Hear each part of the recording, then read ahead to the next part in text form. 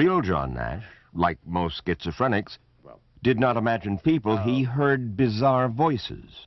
Did aliens speak to you?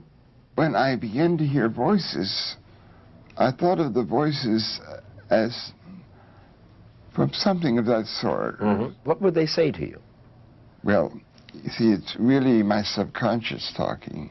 It was really that, and of course, I know that now. By 1958, John Nash seemed to have it all. A beautiful wife, a remarkable career. But shortly after his 30th birthday that same year, the same year Fortune magazine named him one of the country's mathematical stars, it all began to fall apart. He began to see conspiracies and hidden messages where there were none. Alerted, you were extra-normally alerted to hidden truths. So when you... You're exceptionally enlightened. Really? That state of enlightenment is, of course, the brain disease schizophrenia, which affects up to 1% of adults and has no cure. So many schizophrenics end up going in and out of institutions as John Nash did so many times in the 60s. Just last week, we took Dr. Nash back to one of those asylums, Trenton Psychiatric, a half hour from the Princeton campus. The police came to pick you up? Well, that's the typical procedure. You later called it torture. Well, I began to think of myself as being treated like an animal. Brilliant, creative, abrasive.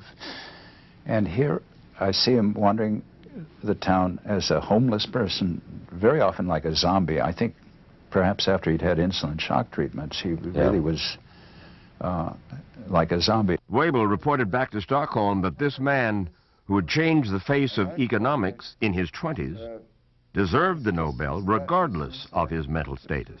Did you know at that time that they were considering you for the Nobel? No, I didn't have any thoughts of that type.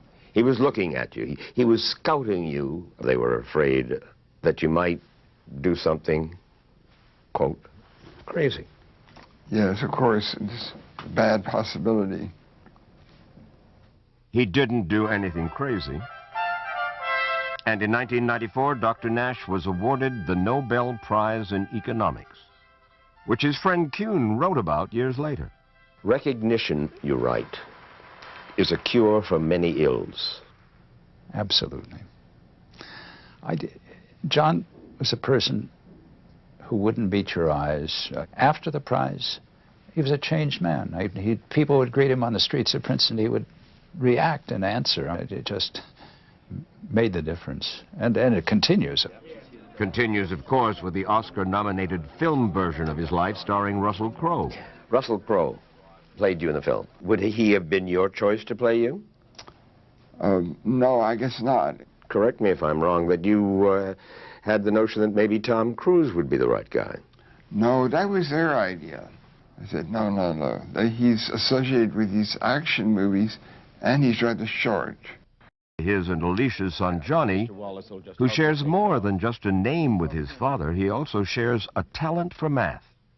Johnny earned his own Ph.D. in 1985, and, like his father, he suffers from schizophrenia.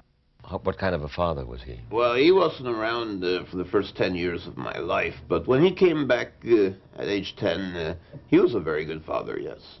Was there any doubt in your mind that you wanted to be a mathematician? Oh, no, there was no doubt at all, yes. You wanted to follow in your father's footsteps? Absolutely. To do honor to Dad, to follow in his footsteps, that was always my life's dream. I still felt that I could equal him, that I could... I haven't done so yet, but I'm trying to. He could do a lot if he would really think clearly. What he really needs is to get his thinking in order, to more rational. More rational. Strictly rational. Rational thought. Yes. It's like a diet. You reasoned your way out of these delusions? I became disillusioned with some of the delusions.